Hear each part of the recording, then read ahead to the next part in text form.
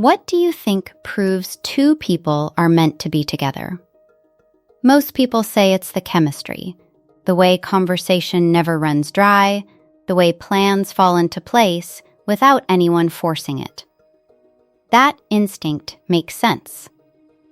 Ease feels like evidence, but here's what nobody tells you. The couples with the smoothest first year are sometimes the ones avoiding the one thing that would prove they belong together. You'll Just Know has ended relationships that could have worked and kept people trapped in ones that never should have. There are 5 real signs, none of them a feeling. And the first one doesn't usually show up until something goes wrong. Picture the early stage of almost any new relationship. Conversation flows. Plans fall into place without friction.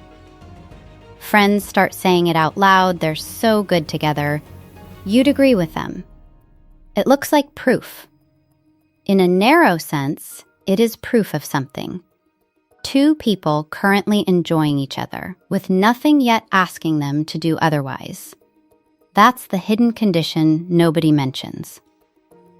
Ease in year 1 isn't rare. It's available to almost any 2 people who are reasonably compatible and haven't been tested by anything real yet. No bad week, no lost job, no in-law conflict, no version of each other that shows up tired, defensive, or scared. Chemistry proves attraction. It doesn't prove fit. Fit only becomes visible once something applies pressure.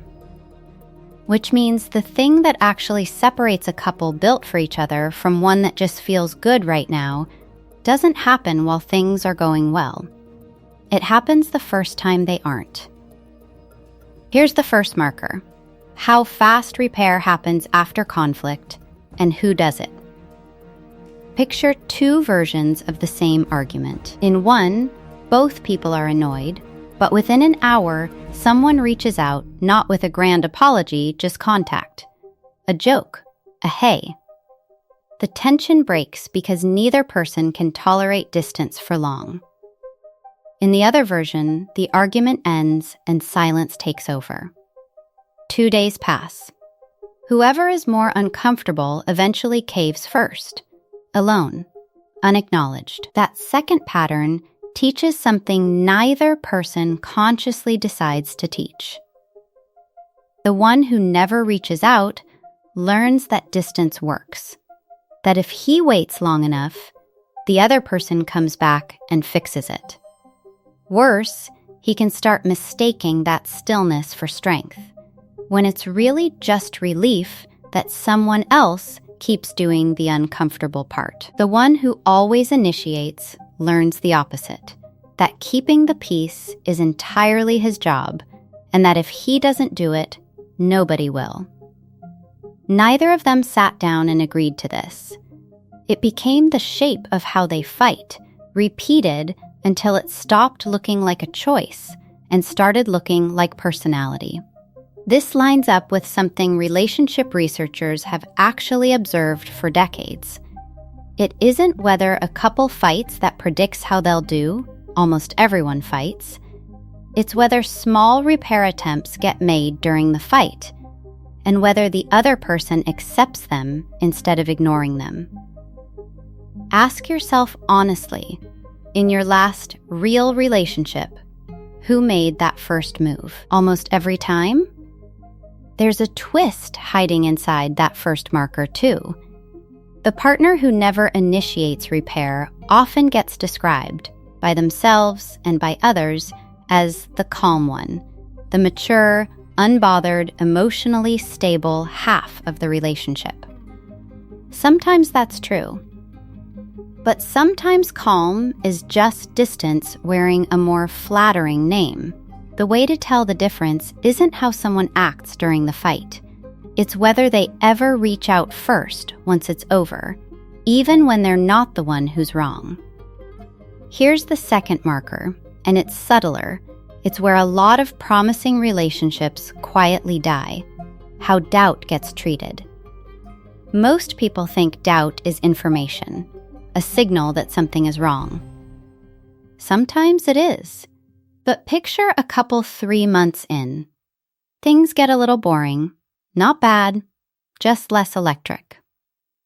One of them starts spiraling, replaying every slightly flat conversation, wondering if the spark is already gone. That reaction isn't really about the relationship. It's about a belief that if this were really meant to be, it would never feel ordinary. That belief is what makes doubt dangerous.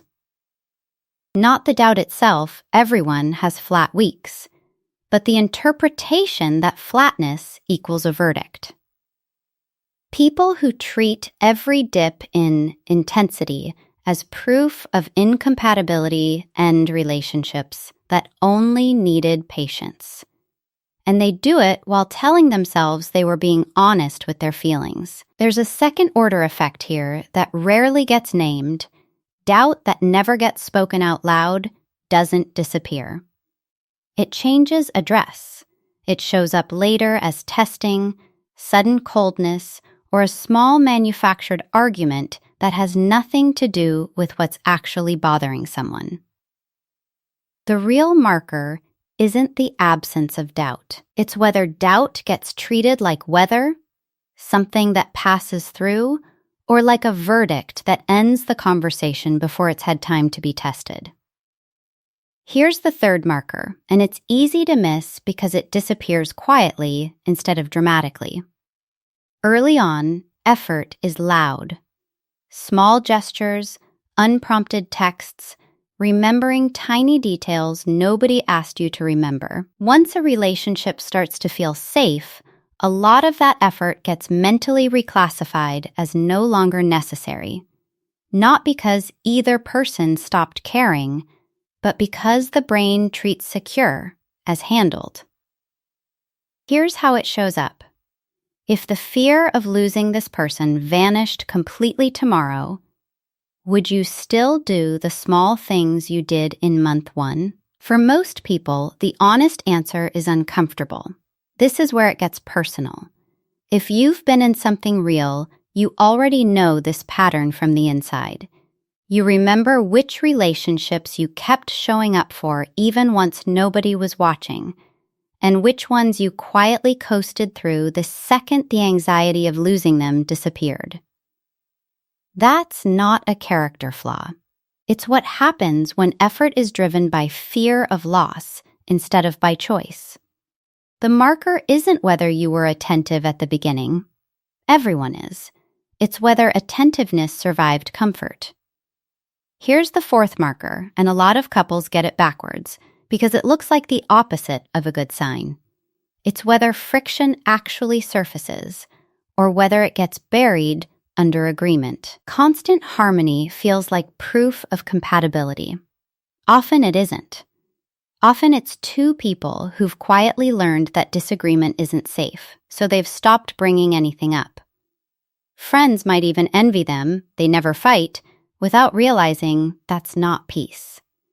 It's avoidance wearing a calmer face, and it usually means at least one person has been quietly editing themselves for months. At some point, a couple like this usually tries the obvious fix. They read that communication matters, so they start communicating more, longer talks, more check-ins, a scheduled date night to reconnect. And it doesn't work, because the actual pattern was never about the words. It was about who initiates repair, whether doubt gets treated as final, whether effort survives safety, and whether disagreement is allowed to exist at all. You can talk about a pattern all day without touching the pattern itself. That's usually where the next mistake begins, mistaking better conversation for a changed dynamic. If any of this sounds familiar, you're probably doing what most people do at this point, quietly auditing your past relationships, not against these 5 markers, but against how easy things felt. That's the trap. Ease was never the test. The test is what happened once things stopped being easy, the argument that didn't get fixed for 3 days, the flat month that felt like a warning sign, the effort that quietly disappeared once nobody was fighting for anyone's attention anymore. Here's the fifth and final marker, the one that usually shows up last because life doesn't apply real pressure right away, whether the effort continues in the inconvenient seasons. The third marker was about effort surviving comfort, the slow, quiet fade of small gestures once nothing is at risk. This one is different.